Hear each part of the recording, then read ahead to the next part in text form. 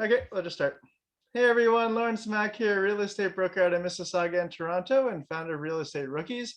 And today we are going to do a rookie clinic. It's just an idea that I have. We'll probably profile a few rookies. I had another person that was going to come on, but I guess he's unavailable right now. But we will go through, I guess, what you've been doing in the past, what you're doing now, and then anything I could do to help, I'll just give suggestions. Or if other people want to give suggestions, that's fine too. So we'll start off first with John Valliere. John, how you doing? I'm awesome. Lawrence, how are you? I'm doing great. So tell us about yourself for the people who don't know. I'm actually based in Kingston, Ontario. I joined EXP in the spring, and I'm coming out of a 35-year career in policing with Kingston Police. And I'm transitioning after my retirement. I'm transitioning into the real estate world here in Kingston. And Sounds great. Yeah. And you're you're doing this part-time now, but you're transitioning to full-time pretty much like within the next year? Yeah, I'm I guess part-time. I haven't done any actual any sales yet. I'm just more or less trying to get familiar with EXP world and get my name and transition my name from John the policeman to John the real estate agent, because everybody here knows me as John the cop, right? So for sure. I mean, that's what I mentioned before, right? When you start in real estate, the first couple of years is going to be you're the programmer, the housewife, the car salesman, whatever you were before, the student, yeah, right? And so you need to make that shift, and it takes time because obviously no one's just going to trust you right off the bat within the first week and say, hey, sell a $1 right. million home, right? Like you're a police officer is what they see you as or what they remember you as. Yeah. So that's definitely a good transition. So how long have you been in real estate? Well, officially licensed, I guess, in February, but I've been in real estate, I think, since I was 20 years old. Like I bought and sold probably about 30 houses. I think at one point I was up to 15 doors with 65 tenants. And yeah, so I'm familiar with the real estate world, just not the agent side of it. Okay. And then right now, are you still maintaining the different doors, like in terms of investment? No, I let that go a while ago. Just 5 kids, sports activities. So I've only got so many hours in the day, right? Just like everybody else. When are you transitioning to full time, or is it just kind of up in the air right now? I'm officially done here policing the end of July, but I think with sick time and holiday time and stuff, I've literally got about 3 weeks left, and then I'm done. Okay, so you should get going. So a lot of the times in real estate in general, it's like a pipeline, right? You start doing the work today, and about 3 months later is when you can reap the rewards, whether you're cold calling or door knocking or talking to people. And so if you start the process now, about 3 months from now, you'll start to see results. And if you don't have any results like now, is because 3 months ago, you weren't really putting in the work to get that pipeline going in terms of prospects and conversion and that kind of stuff. Right. So well, I've got one of my kids going through all my contacts and updating them and getting them ready to put into, I guess it's the KV Core. Excellent. Okay. CRM or whatever. All right. So you started the approach of doing the CRM. So that's really my first recommendation always is to start accumulating everybody that you know. Yeah. So that they know that you're in real estate, friends, family, all that kind of stuff. That's the important part. So after you get all of those different contacts, then is the plan to put them all in KV Core, or are you already putting them into KV Core? Or are you just putting I'll put them all in KV Core. But right I haven't now, done that yet. But right now, where are they? Like just an Excel sheet? They're actually just in my contacts on my in my contact list on my computer. So I'll upload them. I have she's doing like a spreadsheet right now for me. Oh, great. Yeah. Okay. So like a spreadsheet. So that's good. And do you know about how many contacts you have right now? Starting the process. How many I'll have in total? It's going to be about 2,000. Yeah, that's huge. That is like totally huge. It's a great way to start your career in real estate. Just start to make sure everybody knows where you're at. So yeah, my recommendation then would be the next step would be take all the information, put in KV Core, and then either give them all a phone call or some type of way. So the next step after that is to just let them know that you're in real estate. So however you want to do that, I can come up with recommendations, but have you thought about how you want to get in touch with them? I love any type of recommendation, really. Okay. So, I haven't really thought, like, I know there's the mass email, there's the cold call, there's, yeah. whatever. I'm up for whatever. I have no problem like talking to people. I have no problem cold calling people. I have no problem emailing people Okay. at So all. I would start with, people. so you don't need to cold call them because they're like warm, right? So Yeah. either you phone them up just to say, hey, just to let you know this is a plan. Hopefully you Yeah. can help me with my transition from 35 years in law enforcement over to this. This is what I like to do as my Right. next step of my life. Anything you can do to help. If you know of anyone who needs to, that needs to buy or sell in the next 9 months or something like that, let me know, kind of thing. So I would start Yep. that conversation. But That makes sense. but it also depends on your personality type, right? Some are just, I call them psychopathic, but some don't care for empathy. They're just like, hey, give me the sale, give me the sale. No, I go to the next guy. Some are just like on the opposite end of the spectrum, which is like you're not really asking for the sale, but they're just building your relationship with like hundreds of people. And then real estate is like an organic kind of like growth to that. So you're not actually directly asking for the business, but it's just like they know you're a realtor, but you're never like, hey, do you know anyone who wants to buy or sell? It's more like, yeah, I'm a real estate, and you talk real estate and then keep them top of mind. So I don't know where you are in terms of the personality for that. I would tend to be more of a type A, but I'm certainly not going to I'm not into the high pressure. High I pressure think I sales, would be yeah. more of the let's talk about, hey, what I'm doing now. If you know anybody, that's great. How's your wife and kids kind of deal? Yeah. So Like just plant the seed. yeah, I mean, that's the style that I like to use as well. And I think that's an excellent style. The other way would be, start today, not to call them up, but even just in your day to day or the people that you meet, hockey, whatever it is, just put it out there, right? Yeah. Like you have to plant the seed and put it out there for a while and just keep putting it out there so that they know. Once they know, Yeah. it's a different story, right? But again, they see you as a police officer versus a realtor. So you Kind of need like a to, fishing lure. yeah, pretty much, right? I mean, it's not like you have the one lure to get the one fish. It's you put in like thousands of them. Right? The Yeah. idea is really about sowing seeds. You're in a farm, you're just sowing seeds like crazy. Occasionally Yeah. one or two will sprout, but that is like the general goal, I think. So that would be my first recommendation in terms of the CRM. So the warm stuff, the people that you know already. Again, you can go after the cold business, but the warm one, especially if you have a contact list of about 2,000, that is like a Yeah. lot of people. Like that's a Yeah. lot of people to, hypothetically, you call, let's see, 1, 2, 3, like 6 a day or something, and within a year you'll get through 2,000. Just Yeah. on a quick math. I mean, Yeah. 1,800. Yeah. You'd be pushing $2,000. Yeah. yeah, so that's like 2,000 people, and that's over like a year before you can talk to them again. Like it's only like Yeah. once a year that you're calling them, right? So like Yeah. the 2,000 will already keep you very, very busy if you're just reaching out to them. Yeah. No, I like that approach. I find too, like the one thing that I've kind of gathered from all these sessions that I've listened you doing and some other people is come up with a system and just work it religiously. Yes, that's pretty much it. If you talk to some of the more successful people, they will find they basically say success is boring. Yeah. It's kind of like, okay, I'll punch in my hours, do my 3 hours of cold call, whatever, like, do my open house, do my whatever it is for me to get business. It is very boring. The problem that a lot of people have, myself included, is that there's a shiny object syndrome. You're like, oh, that looks interesting. Or specifically, marketing is always very sexy. Yeah. Whether it's designing my new logo, my new headshot, my new website, whatever it is, that's always very, very sexy.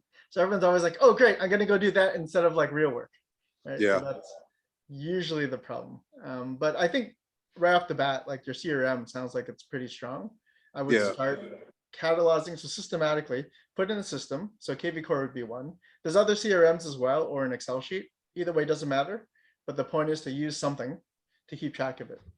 Even if it's your cell phone. I mean, some people may not be as good for the CRM point of view, but they put in, 1,000 contacts in their cell phone, and they just go through the cell phone and just make calls, right? Right. Yeah. I think I'm just going to stick to the other thing I've learned is stick to one system. Like if you're going to pick one CRM, don't spread yourself too thin and try to do too many. Yeah, for sure. That's what I would do. I would sort of just pick one and go with it. Yeah.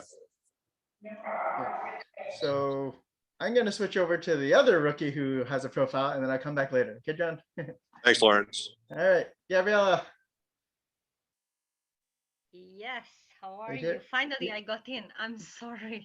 It's okay. Do you have a video or? I'd rather not because I had a very rushed morning. That's fine. We have a closing coming up on the 15th, and I have a very hectic buyer. That's okay. We're going to focus now on your career and try to put away the day-to-day. That is an issue right now with a lot of people. It's you get bogged down with the day-to-day details, and it's hard to concentrate, how to see the forest from the trees kind of thing. You Absolutely. need to set aside things and working on your business and in your business. So that's like an E-Myth philosophy. It's called E-Myth by Michael Gerber. And that's basically, there's like the technician mindset, which is doing the work. But if you want to own a business, you have to work on the business. Like you are not the business. Right now you are because you're doing both. But for example, if you're owning a restaurant, right, and you want to be washing the dishes and cooking and being the front desk and this and that, like you can't run a business that way. What you have to do is you have to run a business and hire the people to do the different slots. So in this particular case, you're running a real estate business and you're hiring Gabriella to go and do this real estate stuff. But your business is also other things like lead generation, lead follow-up, that type of systems, other marketing, all that kind of stuff is all part of the same umbrella. It's not just you. So you have to be able to disassociate yourself from the actual work and sort of think about how do I build a business for the long term. Does that make sense? Absolutely. And truly, that's what I feel what you just summarized. I knew something is like dislocated, or how to say dysfunctional in a certain way, because I feel like besides I'm stretching myself hour wise, because there is 24 hours. There is no litigation about that. On the other end, I do stuff in a minuscule what I don't think it would be necessarily needed to be done that way. So yes, I need to come up with some sort of other plan to figure out, but like in this case, we're gonna source it out to the lawyer. Let the lawyers deal with it. Let them beat up each other and the clients and whatever. But we had that misfortunate part to go in on the walkthrough on Saturday, and since Saturday my phone is just going on. Like she's calling every 5 minutes, the listing agent calling every 10 minutes, and I'm like, ladies, both of you, enough. Like I just. Go on. For sure, Gabriella. But like, so right now we like to talk more about your future career. Let's not worry about the particular deal right now that you're in. I understand it's a lot of work and it's very stressful and a lot of pressure. But a month from now, you're not going to remember that, but hopefully you're going to remember this conversation to push your career forward, right? So let's concentrate on how do we get you more money in terms of a career for your business, and let's not worry about that particular detail. Because I can guarantee you 5 years from now, you're not going to remember that deal. You're not going to remember the problems, and it doesn't matter. The check's already cleared, the commission's done. Like it doesn't matter anymore, right? Yeah. But what matters is having the right mindset to move forward, so that you and your family have a more successful, hopefully smoother way of a lifestyle. So again, why don't you give? Well, I mean, I have an idea about your situation, but why don't you give everyone an idea, I guess, how you started and what you've done so far? Okay, how I started, I went to an easy path. I went with Zoocasa, and there we got the leads. So this way, I didn't need to do any lead generation. I didn't need to have my headache with cold calls, or I didn't have enough people on my contact to begin with, whom I would approach. Whom I was able to, I did approach though. So I did my I put my boots on the ground in a certain way, but I didn't get nothing out of it. So Zukasa was beautiful up to a certain point. I learned a lot, but that was more leases. However, I got stuck in a growing. To me, to go out with, let's say, a buyer client, I had no idea how to do that, or how to do a listing. I had no idea how to do that. So I just felt I'm running into a wall. And that's when I switched last beginning of September and end of August to EXP. Here I'm working with Jamal and Tony. You know Tony Ning, right? Yeah. So I'm two below him, through on Jamal Khan, and Jamal is the one who's doing the lead generation. So yes, I'm still chipping hard because the contract between us, and at one point I really would like to do the full amount of contribution, whatever I can. So yes, however, I'm being fed very well with leads right about now that,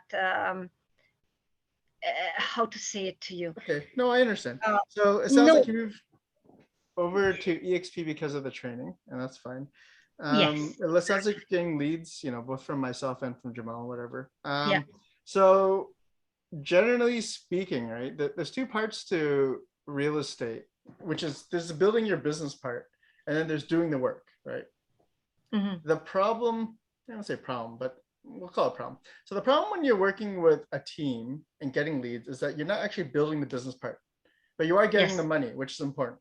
And so the question at the end of the day is, what is it that you want? How much money is that going to require? How much work is it going to require? I know mm, people that make, hundreds of thousands of dollars a year as a team agent, and they are very happy with their lifestyle. They are pretty much like a highly paid customer service person, whether they're doing a bunch of open houses, whatever the team leader tells them to do, but they're content with their life, and that's perfectly fine. I know other people that don't want to do that. They want to build their own business, have the name because they have more of an ego, and that's fine too. Like, I have no judgment of what you want. You just have to sort of understand what it is that you want. Whether my name is out in lights or my name is in the background, I actually don't care. Some people think I care, but I actually don't. So you have to sort of think of what is it that you want. So some people are like, no, I don't want to be under the team leader's name. I want my own stats, and I want my name and signs, and I want banners, and I want like billboards, and that's great if that's what you want. So you have to think about what it is that you want. If, for example, what you want is, I want to have a very highly paid customer service job because I enjoy real estate. I enjoy showing people stuff. Occasionally I'll get deals out of that, and I'm happy with that lifestyle, and there's nothing wrong with that. So it's sort of like a lot of coaches, or a lot of things that you hear, like, hey, build a team and build a mega team and a mega team. Like, you don't need to build a mega team. It depends on what it is that you want to do. I know some people make millions of dollars a year and they're happy with just like one assistant because they just want to do it themselves. And I know other people who have a big team and they don't want to do any work themselves, and they're happy to give away the percentage.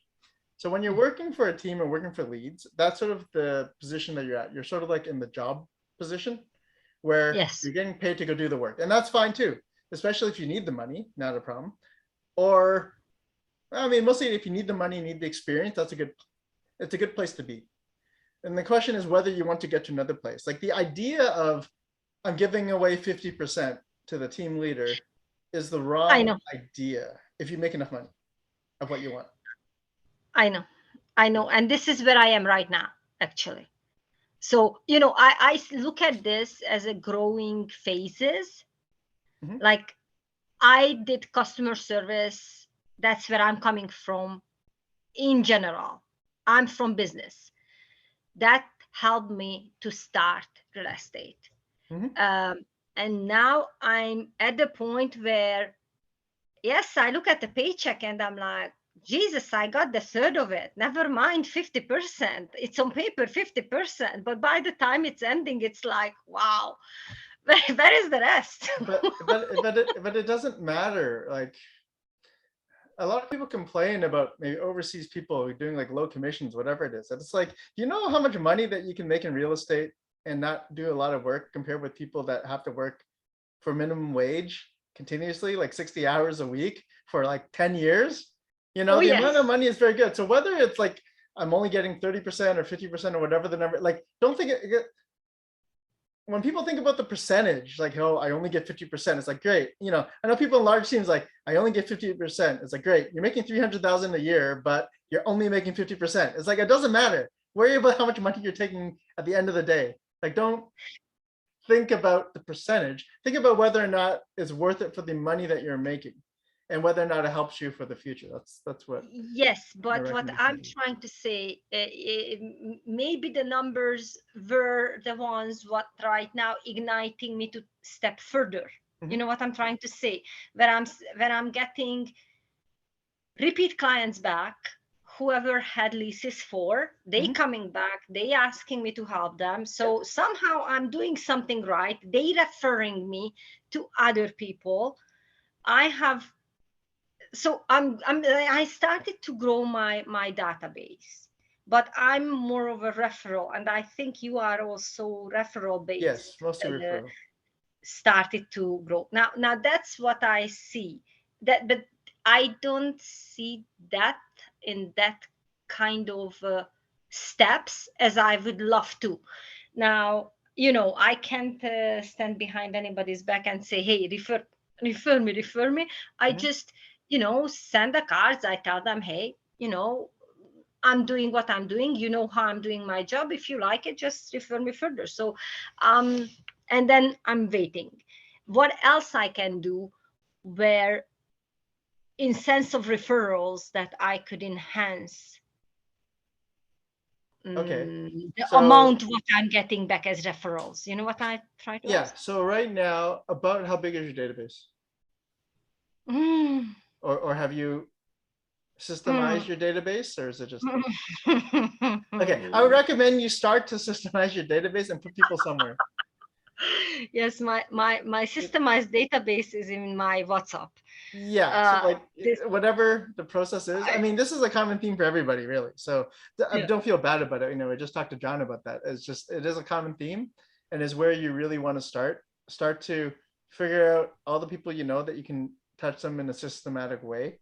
But at the very least, yeah, you want to put it in some type of system, whatever it is. I mean, the previous mentor I had, her husband basically put everybody in a binder, and we'd just start making calls in the binder, and after 3 months would be done the binder and start back at the beginning. That's their system. Nothing wrong with that system. And you make notes in the binder, right? If that works for you, great. It doesn't have to be like electronic. And the other one suggested, your contact list and your cell phone, that work. Or maybe your WhatsApp is your contact list, and that's fine. Just go through your contact list and yeah, then make notes in there. Nothing wrong with that. Just make sure you back it up. Make sure you back up yes, your WhatsApp, because if you lose your phone, you're screwed. Like once you lose your database, it's really bad. I haven't done it yet, but just make sure you do that. So that yeah. would be my first recommendation, I guess. I don't know if that helps. No, it does. It does. I know I'm gonna have to systemize myself in some ways where I would be more structured because I'm boots on the ground, I it doesn't matter how much I'm trying to stretch myself. I feel like 24 hours is still 24 hours and it's not getting 25 in Right. any ways and shape and form. So then the next step would be some type of an assistant or part-time assistant, or one of your kids or nephews or something, just to help out with things, right? I mean, that's the next step if you're overwhelmed. So anyway, that Gabrielle went mute. Okay, so back to John. So John, any other questions you might have? No, I'm just listening in. It's interesting to see some similarities that I guess myself and Gabriella have, and some of the differences we have. And I guess the common thing that I'm getting from both of us and from you is just to come up with a system and Yeah, just come up with something that works for you. Because my system sure. might not be the same as hers, but if it works for me, it's great. And if it works, her system works for her, it's great. But you have to come up with something that works for you and stick with it. Yep. There's no right or wrong answer at the end of the day, right? All I'm here is trying Right. to give you the right tools to use. Everybody's different. the one who wants to go cold calling is different than the person who wants to have coffees with people and, chill for 20 hours or whatever a day. That's my style. I like to do one-on-ones, but that's just the way I like to work. Other ideas in terms of keeping in touch. Some people use Facebook for that. Specifically, they like to use the birthday reminder. Well, birthday reminders are pretty good. I would say like more than 90% of them enable the birthday reminder. So you can use that time to either touch base with them. I wouldn't touch base with just like a Facebook message. If you want to give them a call or something, or send them something that's a little more higher touch point than just like one of 100 different messages that says happy birthday. So Right. that would be better. But the other thing for Facebook, people also use the birthday method to delete people from their Facebook. So if you really don't want to deal with the person, that's a good time to remind you about that. But the point Right. is that the birthday reminders on Facebook is like a periodic reminder. You can obviously set that up in your CRM, set it up in your Google Calendar to touch base once a year, once every 3 months, whatever it is, right? These are all systems. But the birthday reminder is a good one as well, because it just pops up being like, oh, hey, John Smith, I haven't talked to him in a while. And then you give him a call. Right? Yeah, I hit the birthday thing every day, and I try in something a little bit more than just happy birthday. So I wouldn't, if you're trying to get in front of them, I would not just do the Facebook message. Even if you direct message is a little bit stronger, text message stronger, send a video, give them a call, much stronger, send them a present. These are like different levels of connection that you can have. WhatsApp. I always do it on WhatsApp. Do they have the birthday on there as well? I don't use WhatsApp. No. It's just I send them a message, like just on a one-on-one instead of using the Facebook. And also I pay attention, like I already how to say it, I passed some anniversaries, like when I did the leases for a year, and I just get in contact with them and I'm asking, hey, you staying or you want to move? I'm here, I move you. Yeah, so the best time for that, in my opinion, which I've just started, is to really touch base with them 6 to 9 months beforehand. Right? At the 12-month mark, if they made a decision, at the 12-month mark, if they made a decision, they're gone already.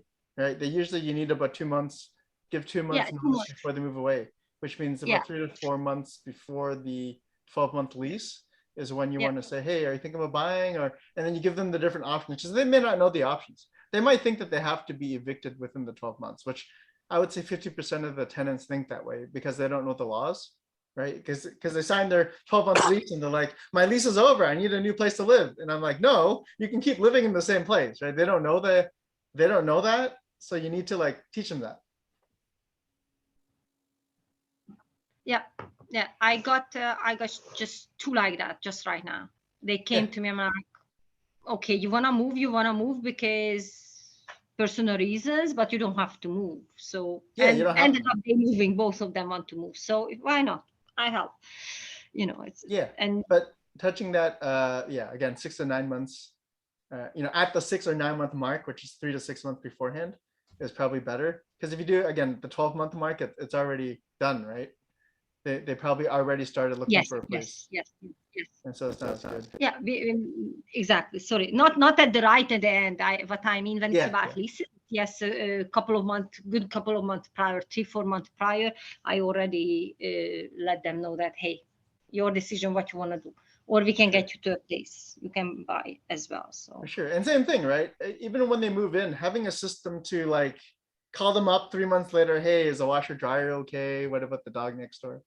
Whatever it is, both for buyers and for renters, it's I think helpful, right? But they come back with those. Don't worry. No, but you want to be proactive about it. You're not worrying about the ones with the problems, but you still want to keep in touch, have the relationship going after 1 month, 2 months, whatever it is, right? So whatever that system is, whether you're calling them every month or every week or once every 5 years, whatever that system is, hopefully it's not in your head. It's somewhere to remind you. Otherwise, you're just like, I wonder what happened to John. Oh yeah, and then you give him a call and he's already moved, right? Like that's not as good. You're right. Yes. I know. So, John, Gabrielle, any other questions? If not, if anyone else has any questions, I'm always happy to answer anything about your career or business or ideas, lead gen, that kind of stuff. Here. Was it? Preet is here. She's one of the Okay, ladies whom I sent the invite. She's sure. with EXP as well. And I think she would be able to Ask some questions? Sure, whatever. I'm here. use your expertise in every ways and shape and form, because somehow I'm not certain what's happening on her side. Sure. I mean, I'm here for half an hour. So right now, if anyone has any other questions about anything, let me know, or we can call it earlier. But so yeah, CRM is very, very important. Figure out how to get everybody that you know into some type of list so that you do not lose track of them. That'd be the first thing that I suggest. And if you don't like KV Core or the one that your brokerage gives you, there's a whole bunch of other ones. Though, you know, I have another one that I did a few months ago about CRMs. I think I went through 4 of the different CRMs that I use. I like Exact Contact for rookies. I think that's very good because they give a 6-month free trial, and they have free newsletters, and they have free, they have a bunch of stuff that's pretty good, and it's pretty cheap, right? Like 20, 30 a month or something like that. But the point is, if you are a rookie within your first year, I think you have to show proof, as I recall, then you get 6 months free. I did it like years ago. They may not even have that offer anymore, come to think about it. But I think they do. I'm pretty sure they do. And you just have to show proof that you're a rookie. And then they give you like 6 months free so that you can just start putting your CRM in there. They have a website that they give you for free. And they give you a free newsletter that they type up a newsletter once a month, which I think I've shown previously. Maybe I can show it again. I was gonna say, can you put that on your down the chat, Lawrence? Yes. So exact contact. And if you contact me, I have a code for it. I think it was extend 60. I have to double check that. But there's like a code for that so that you get like an extra month and a half, or I forget the exact. It says when I press on it, I think the code might be extend 60. Possibly, yes. Because if you do the math, 5 times 12, 60, right? So yeah, I don't know. I think that's a code. But regardless, if you go in there and you just reach out to me, and I can talk to you. So the main ones that I like about that is, I think I've shown it previously, but let's see if it comes up here. There's a newsletter. Is it here? Let's see if I could find it while anyone's thinking about any question you want to ask me. But I have one, Lauren. Yeah, sure. So lead generation, now that you brought up that topic, Yep. do you use any lead generation companies? Because once you start advertising that you're now a realtor, I get inundated with emails and, you know, people trying to solicit your business for lead generation. Do you use any of those? Okay, so lead generation, it's a large topic. The one that I would recommend for this is 2. One is the KV Core, which we have at EXP. That one will save you some money. Alternatively, there are other platforms. I did an excellent interview with Ado Tupaz from Agent Locator. I think I have a code for that too, for something. I forget what. I don't know. I got a lot of random codes to save everyone money. I forget what's involved. That is another one which I really like their system. So that's one of the CRMs that I use. And the reason why I like it is because it has something called Street Match. What Street Match does is you can put in your client email information, put in your client address, and whenever something is sold within like a 1 kilometer radius, it emails it to them, which I think is awesome. So that's what I used to keep in touch with the CRM part. The lead generation part, you should really watch the video. If you don't have it, contact me. But the video should be on YouTube. In general, rough numbers in the air, GTA, you're looking at like $10 to $20 per lead. You're looking at a 1% to 2% conversion rate. And you're looking at maybe like 8 to 10 month like time horizon. These are really rough numbers in the air. So basically, you're paying $20 a lead. Let's just say I want someone out of Mississauga, you're paying $20 a lead. So about $2,000 to get like 100 leads. Out of the 100 leads, maybe 1 or 2% will eventually convert by like 8 to 12 months kind of thing. That's like the time horizon you're looking at.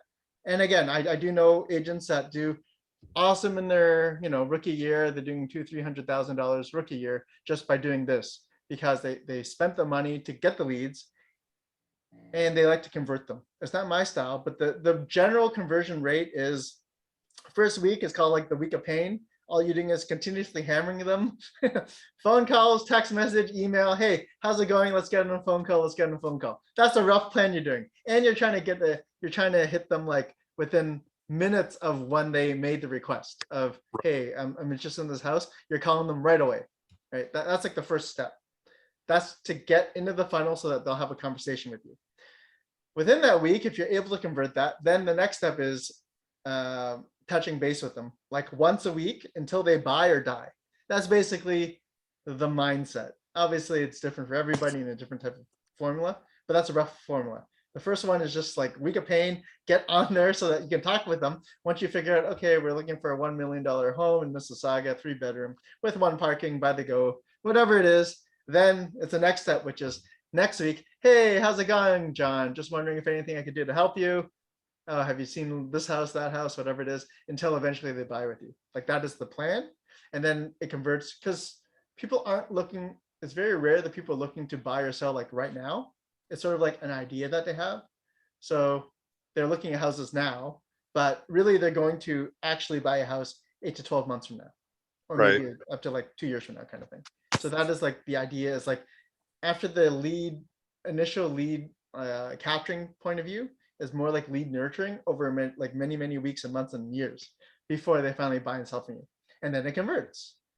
So if that sings to you in terms of a method, then I'm happy to introduce you to a bunch of companies that do that.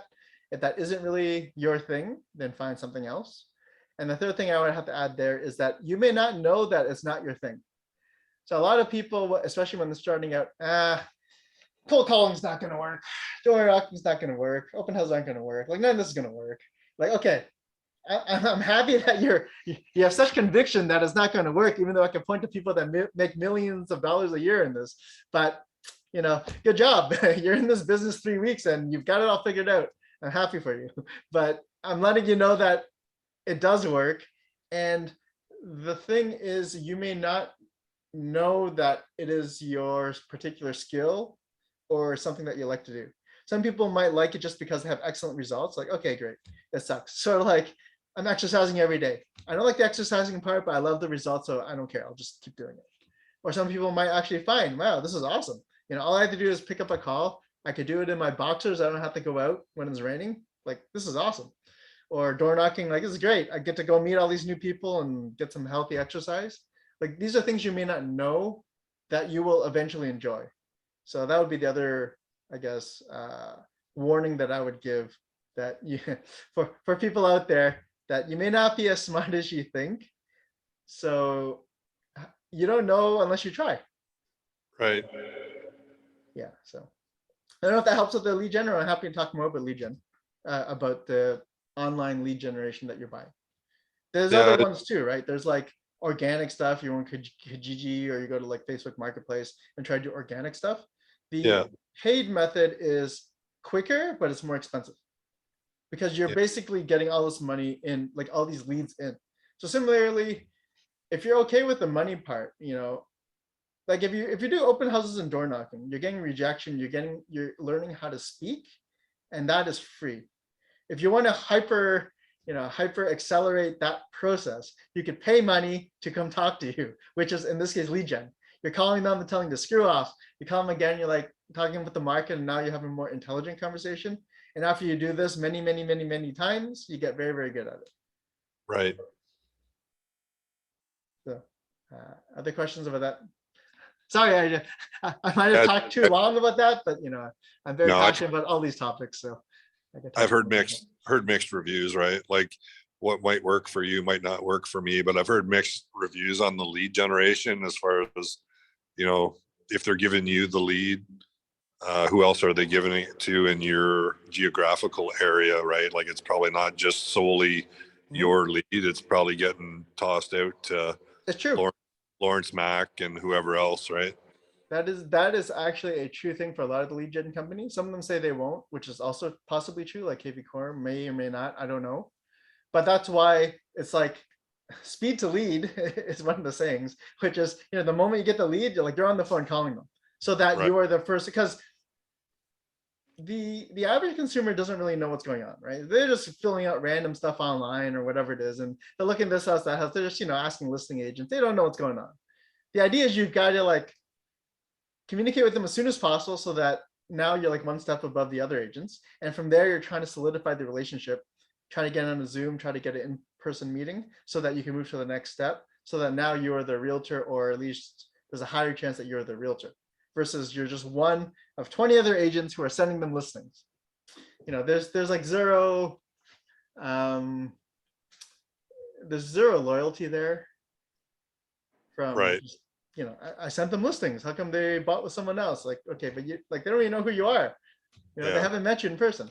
So, I mean, that's the other thing. If you're going to show them property, I'm okay with not signing a BRA if you want to just get the face-to-face, try to get the rapport they're going, and then say, hey, next time we got to sign a BRA, whatever it is. Those are all different techniques as well. Okay. Great. Any other questions anyone has? Lead gen, website, social media? Hey, Lawrence. Yes. Hi. Can Who's you hear me now? Euban. Hey, yeah, this is Euban from Remax Realtor. Hey, how you doing? I'm doing great. What about you? I'm doing amazing. That's good. That's good. So I'm just Always having a amazing. question. So Yes. what do you do daily to prospect? So I don't actively prospect. When I started out Okay. at my first brokerage, my manager basically said, earn your way out of prospecting. That was his What do you saying, mean? which I Earn agree your way. with, right? So like in your first year, second year, third year, it's like my first year, I did like 50 open houses. I did cold calling. I did door knocking. I door knocked a whole bunch. Right now, I'm probably going to get 1 or 2 listings from stuff I door knocked like 5 years ago. I've been in touch, but it's like his opinion was earn your way out of prospecting. So for example, with John there, if he's got a database of 2,000, that's actually very good. He doesn't have to do the cold prospecting, but at least the warm prospecting where he starts talking about business, that Yeah. kind of stuff. That's definitely very, very good. It's one step away from rejection, right? It's a lot easier to talk to people that know you, right? So it's a better way of converting business. I guess, what's your situation? Do you have a big database, or how long have you been in business? Oh, so I joined Remax Realtor in 2020. Okay. I worked a year, then I left the business because I went back to my country and stayed there for a couple months, then just got back. So I don't have like a big client base. I've been trying warm calling and cold calling at the same time, and that's why I ask you, how do you prospect? Okay. I've been door knocking for a while, so basically I have done like about 200 households, something like that, but it's going. And I'm doing open houses as well. I think open house is a better way to do it because, I have some buyer clients already, at least they're interested in talking to me. But, for door knocking, yeah, it's pretty hard because a lot of objection. But I think it's okay once, once you're knocking the doors, right? You know what to say, and you have overcome like the biggest fear already. So just knock and talk to them. That's fine. So, but I don't know like how long it took, for you. Like how many doors you have knocked after 5 years? You got like phone calls from the neighborhood you knocked.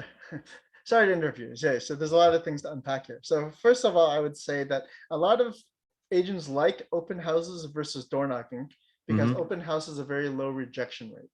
Yeah. Because it is very rare someone's going to come in and you say, hey, how's it going? And they're like, fuck off.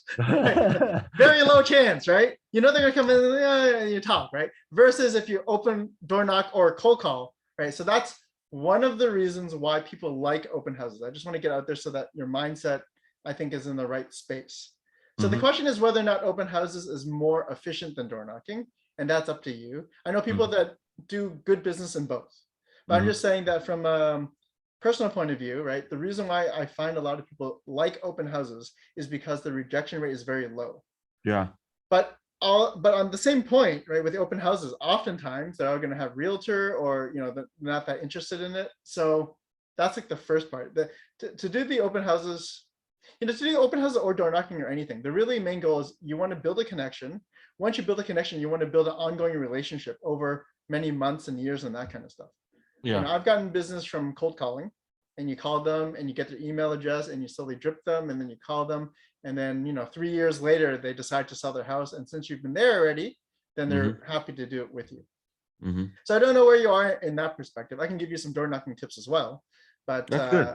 So I mean, do you feel that I was close in terms of like the rejection rate? Is that one of the reasons why you like open houses better? Or do you find more success in the open houses? I'm doing them both, at the same time. So like from Monday to Friday between 4 to 6, I'm door knocking. Okay. And open houses are only on weekends, right? Good. No, that's a lot of work. That's excellent. I did a lot of work in my first year. I made 19,000 in my first year, right? I do a lot more than that now, but my first year, it was a lot of door knocking, cold calling, and open houses. So door knocking wise, there's two reasons why you door knock. One is you're looking for the business today, and the other one is you're trying to build a relationship for the future. Yeah. So it's very rare, although it does happen, that you say, hey, are you looking to buy and sell your house? And they're like, actually, we're thinking about it. And then you go in there, you do a CMA and you get the listing. It is very rare. I personally haven't had that happen, but I know it has happened to other people. So the question is, are you looking for like the short-term business, or are you trying to build like a long-term business, or do you not know? Oh, for me, I think that my original intention is just to be there, like do something, because I still have a lot of things to learn, right? Yeah. In the day, but I still have a whole day in front of me. So I study in the morning, read some books, do some market research. That's it. In the afternoon, I need to do something. I used to work a 9 to 5 job, right? I cannot just sit at home doing nothing, kind of like that. So that is just excellent. go door knocking. Yeah, that is excellent attitude. A lot of people don't have that. They're just like, oh, no business today, I'm gonna go watch TV. But no, that's then you're gonna attitude. worry the whole day. That's that's pretty pathetic. So for the door knocking, then, are you door knocking the same houses or different houses? Actually, I got a plan. Originally I'll just be there, overcome the fear and do something. But right now, what I'm thinking is like I'm gonna knock like 500 or 1,000. Once I knock them once, I'm gonna call them like once a month with like some flyers, a market update. That would be excellent too. You don't need the flyers necessarily. So when I went door knocking in my first year, everything was for experience. Even my listing presentations, I'm like, I'm going to assume I'm going to get 0 listings this year. I'm just going to go on a lot of listing presentations. That was my mindset. Eventually, I did get a listing presentation in my farm, and then it converted, and there's still clients today. So that's good. But it's about the experience of just speaking. So it's free. That's the best part. You talk to them. Yeah. So what's your typical script? So knock on my door. Let's role play. You knocked on my door. Hey, how's it going? How are you, sir? I'm the thing. Hi. How are you? I'm okay. What are you here for? Oh, so the reason for me to knock your door is like my team just got the listing there around the corner, and we're gonna have an open house this weekend. So this is before the open house. Okay. Right? And we're gonna have an open house this weekend. I'm not sure if you're interested, and please come over if you have time. Okay. So I use a similar script for the open houses. So there's the cold door. They're all very segmented, but so this is a door knocking for an open house, which is different than a regular door knock, but that's fine too. So what I did for an open house door knock, I actually had free draws, which I used as a crutch because I didn't like the rejection, but it was much easier to invite people over. Just like, hey, just so that you know, I have an open house over there. We're doing a free draw for a $20 Tim Horton gift card. Hope you can come by, and why don't you just join the draw? Yeah. And that's it. It was a very low, because it's very difficult for someone to tell you to screw off. Like I didn't even invite you. I'm like, I'm having an open house. We have free refreshments, and we actually have a free draw for a $50 plate of sushi. Why don't you come by and try it? Yeah, that's like, a good way. Okay, sure, right. And it's not that expensive, right? It's like $20 or something for a gift card. But the point is, with the gift card, especially when I was starting, I didn't like the rejection. So I use it as a crutch to invite them in. And so, okay, nowadays I don't. I just say, hey, I have an open house. Come by, I have refreshments, it'll be good. And I'm confident enough that I don't care if they tell me screw off. But in the past, that's what I used. It also gave me the advantage of, do I even have, I don't have the, if you email me, I have forms that I use for my draw. But I also took the draw form and I put it in every mailbox that I door knock that I couldn't, I ring the doorbell, they're not home. I leave the ballot in the mailbox. And the ballot basically says name, phone number, are you want to buy or sell? And then you have to put the ballot in the open house if you want to have the job. Mhm. And the advantage of that is you get real information. But they do come to the open house with that thing. Yeah, Got it. yeah. Some people Yeah. come to the open house, like it's not everybody, right? But I mean, Yeah. they definitely come to the open house for that kind of stuff because let me see if I can do this.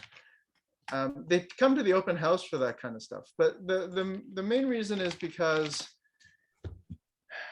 I don't know, it's a low rejection rate, which is why I liked it. But the advantage that you have with that is that you get real information. You know, regularly when you have a sign up sheet and people put fake information, yeah. Yeah, that's If you're going to win a prize, you need the real information or else I can't contact you. yeah. So all of that is real information, normally speaking. No one's going to put in fake information. They want to win the prize. Yeah. So anyways, that's just one of the things that I like to do for that. So that's the open house. So Marjorie asked a question, what if you don't have open house? So again, that was to help you specifically. So during open houses, that's the way what I like to do.